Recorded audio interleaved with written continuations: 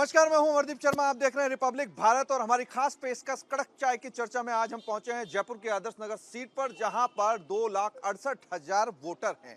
मुस्लिम voter की बात करें तो 1.25 से ज्यादा वोटर यहाँ पे हैं। एचएम सीट कही जाती है और यहाँ पे कैंडिडेटों की अगर बात करें तो रफीक खान कांग्रेस से प्रत्याशी हैं और बीजेपी के रवि नैयर प्रत्याशी हैं, जिन्होंने पूर्व प्रदेश अध्यक्ष बीजेपी के अशोक परनामी का टिकट काट के इस बार खुद के झोली में टिकट लिया और उम्मीदवारी जता रहे हैं। लेकिन इस इलाके के लोग चाय पर चर्चा करने के लिए तैयार हैं। तो दोस्त, कड़क चाय पर चर्चा शुरू करते हैं।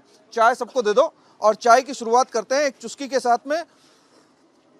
तो ये चाय गर्मा गर्म है और गर्मा गर्म जो मुद्दे हैं इस इलाके के क्या रहने वाले हैं। बाबूजी, आपसे शुरुआत करता हूँ। तो ये बताइए कि इस इलाके के मुद्दे क्या रहने वाले हैं। इस इलाके के मुद्दे कच्ची बस्ती की समस्याएं हैं यहाँ पे। हाँ, रोड की समस्याएं हैं यहाँ पे। हाँ। और मतलब चाय लो। बाकी काफ़ी समस्याएं हैं जो इनको नए प्रत्याशी रवि नैयर से उम्मीद करते हैं कि इनको दूर करेंगे ये। अच्छा, आपके क्या मुद्दे रहने वाले हैं इस इलाके में? अगर आप रहवासी हैं तो क्या मुद्दे रहने वाले हैं? देखिए, इस इलाके में सबसे बड़े मुद्दा जो है ना, सबसे बड़ा गोविंद मार्ग पर जो ट्रैफिक जाम रहता है सारे दिन। ट्रैफिक जाम का मुद्दा आपका है। युवा मेरे साथ मौजूद हैं। युवा का मुद्दा क्या है? युवा का मुद्दा तो यही है, पेपर लीक हो रहे हैं और क्या नाम से एग्जाम सबसे बड़ा मुद्दा पेपर लीक का है। पेपर लीक का है। हाँ, तो मुद्दा जो है पेपर लीक का है। लेकिन अब मैं बैठूंगा।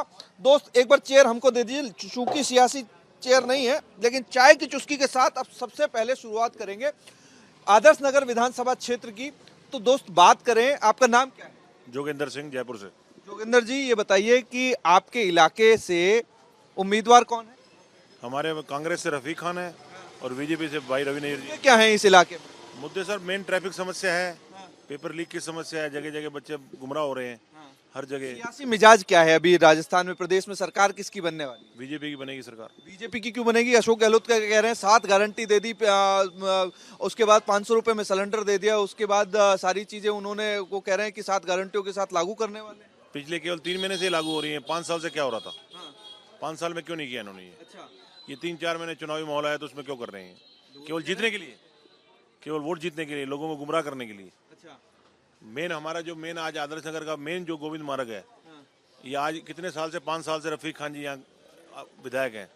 कोई समस्या नहीं, रोज दुर्घटनाएं होती हैं, रोज आदमी मरते हैं, एम्बुलेंसें जाती हैं, बसें जा रही हैं, दिल्ली से आ रही है, यूपी से आ रही है। बहुत गौर से सुन रहे हो और बहुत तरीके से सुन रहे हो। चाचा, क्या नाम है आपका? विजय सिंह।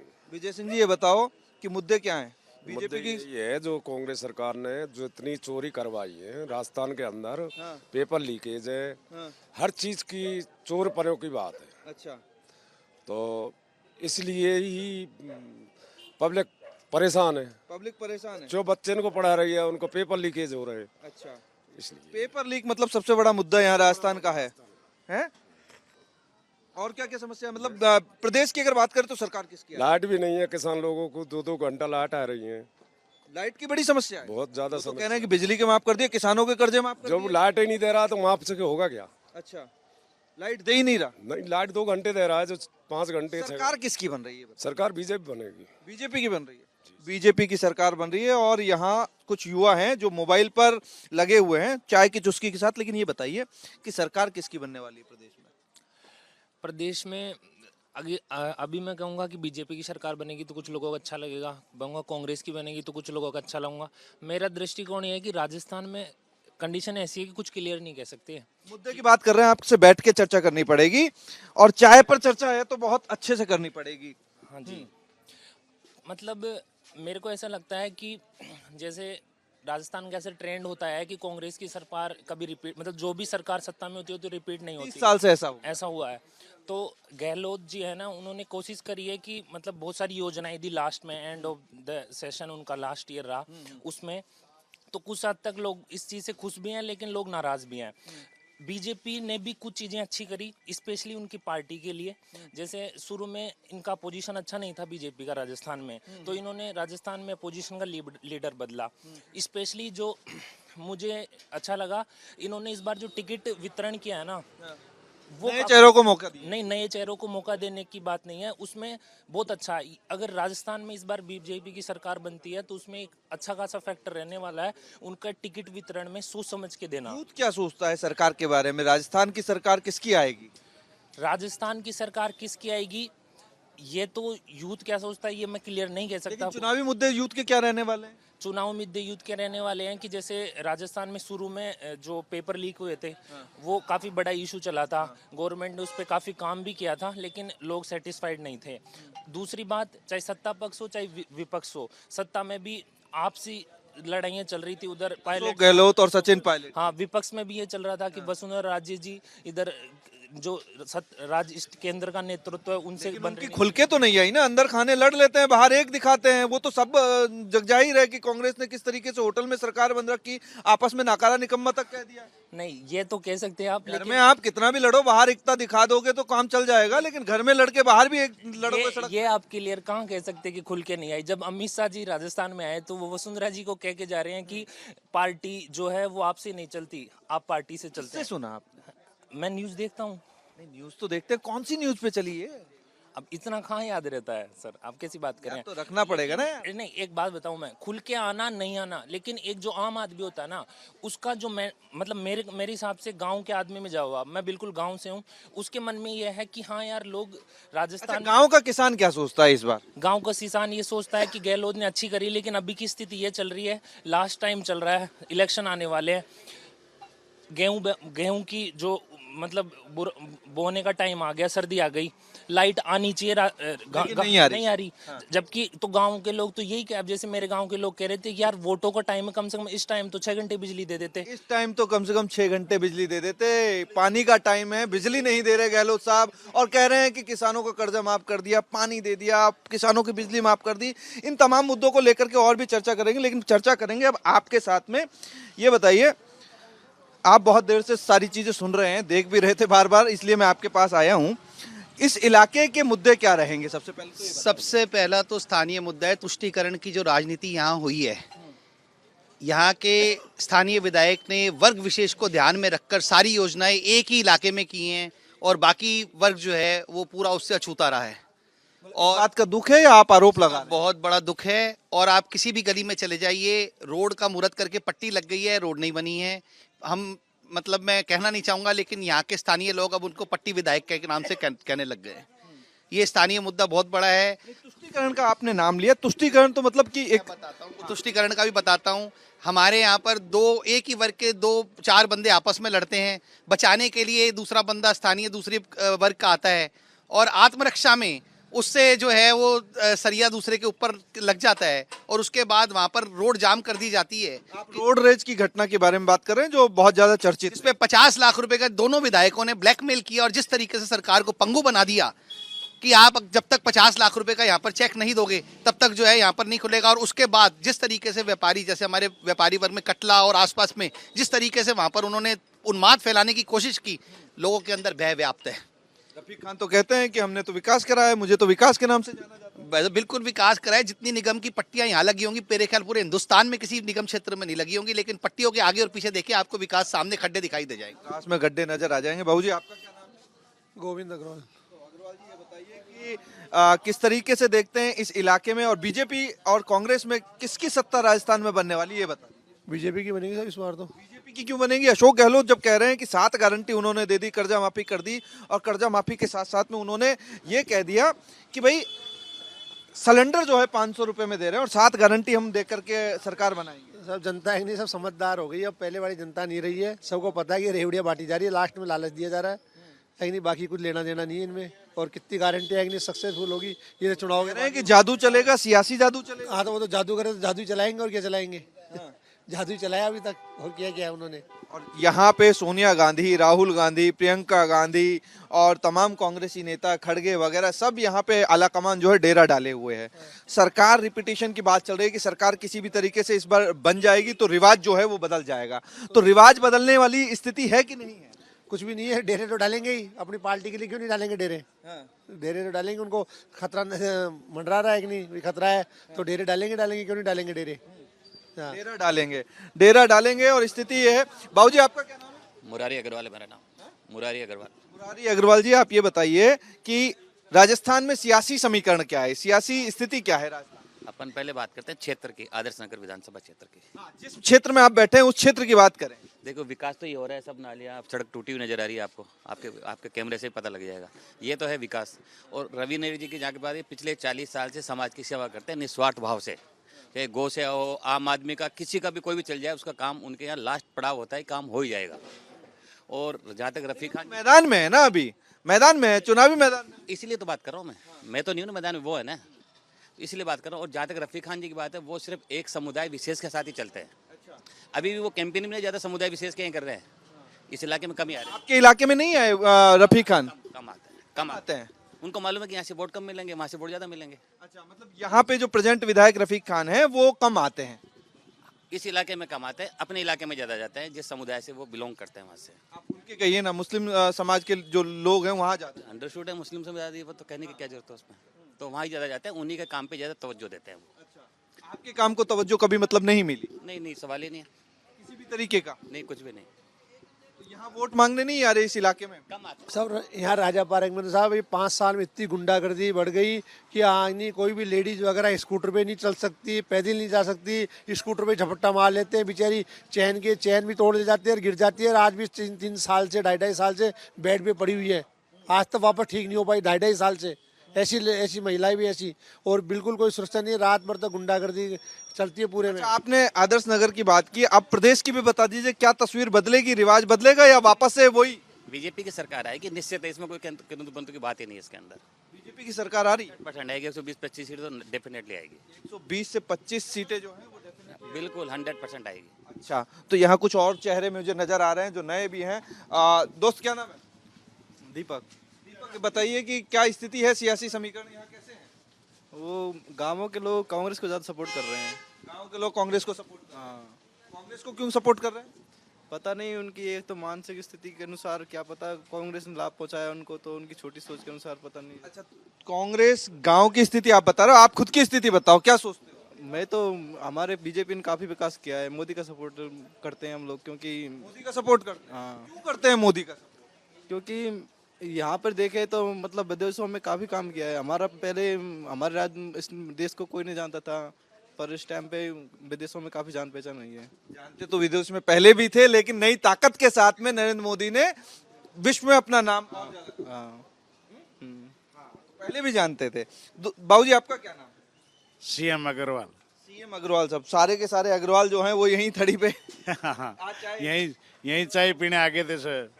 हाँ तो मैच की एक पारी के बाद में चाय पीने यहीं आ गए। हाँ, मैच देख रहे थे यहाँ बैठे बैठे, तो फिर उसके बाद हाफ टाइम में यहीं चाय पीने के लिए आ गए। तो अग्रवाल साहब, ये बताइए कि स्थिति क्या है, समीकरण क्या है? समीकरण क्या है? बीजेपी की करीब 140 से 150 सीटें राजस्थान में आ रही है। ये 7 शर्तें जो रखी है इन्होंने, गहलोत साहब ने, ये सब ढपोकड़े, सब कुछ नहीं है, सब जनता जानती है कि कुछ नहीं है, खाली चुनाव के लालच है। जयपुर की जो सड़कें अभी बनी है, 5 साल तक जयपुर के मंत्री, यहीं मंत्री भी थे, विधायक भी बहुत हैं, लेकिन 5 साल तक कोई भी सड़क जयपुर में नहीं बनी। MI रोड जैसा, अशोक मार्ग जैसा ऐसे खड्डे थे कि चलते चलते घर जाते हैं तो 1-1 घंटे में घर पहुंचते थे। आज अभी जयपुर की 1 महीने में सारी सड़कें जयपुर की अभी बनी है।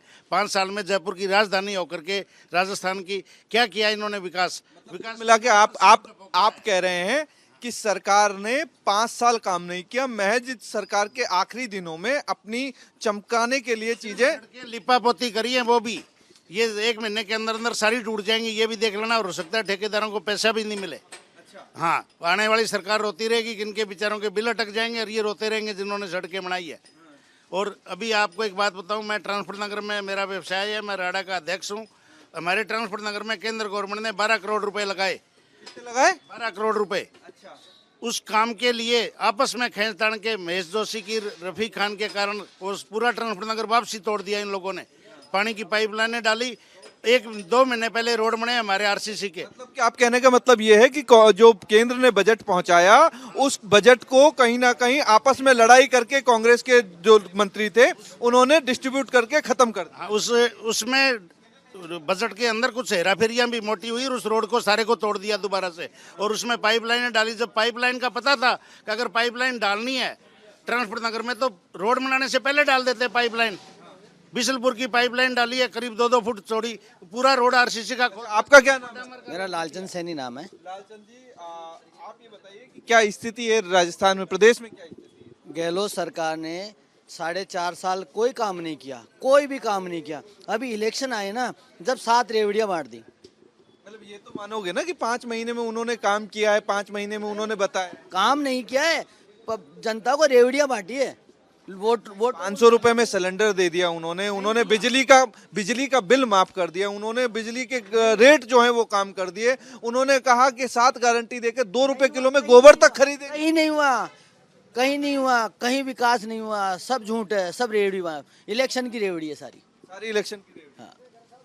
बिल्कुल सर, बिल्कुल बिल्कुल ये इलेक्शन का है कि वोटों को लुभाने के लिए कि मैं इसको मोबाइल दे दूं, मैं इसको बिजली फ्री। अच्छा, आपका क्या नाम है? अजय कुमार। अजय कुमार। अजय जी, आप ये बताइए कि अशोक गहलोत 7 गारंटी के दम पर चुनाव लड़ रहे हैं। नरेंद्र मोदी भी कह रहे हैं कि गारंटी पूरे होने की गारंटी है। 2 गारंटियों का इलेक्शन जो है राजस्थान में चल रहा है। आपको मोदी की तो गारंटी लो लोगों, मैं एक बार क्वेश्चन कर लूं उनसे। तो इलेक्शन में 2 गारंटियां जो चल रही हैं, दोनों गारंटियों के बीच में आप किसकी गारंटी पर भरोसा ज्यादा करेंगे? नरेंद्र मोदी की। मोदी की गारंटी पर क्यों? जो आप पूरा हिंदुस्तान देख रहे हैं, जो वो कहते हैं वो कर भी देते हैं। अच्छा, जो कहते हैं वो कर देते हैं। बिल्कुल। तो उम्मीद इस बार क्या है कि वो, मतलब 24 में इलेक्शन है ना उनका, तो उनका इलेक्शन तो 24 में, 2024 में, अभी तो विधानसभा का इलेक्शन है। तो इसमें बीजेपी गवर्नमेंट आ रही है राजस्थान में इस बार। पूरा भरोसा? बिल्कुल। क्यों आ रही है? जनता चाहती है बीजेपी को लाना। बीजेपी को लाना जनता चाहती है। और जनता के मुद्दे क्या हैं, बीजेपी से उम्मीदें क्या हैं? वो गवर्नमेंट बनने के बाद जनता पेश करेगी और जनता गवर्नमेंट उसको पूरा फिर करेगी। भी आपके जहन में भी तो कुछ होगा ना कि बीजेपी की सरकार आए तो फिर ये करे। हमारे जहन में तो सिर्फ रवि नैयर को जिताना है। आपका उम्मीदवार जो है, बिल्कुल।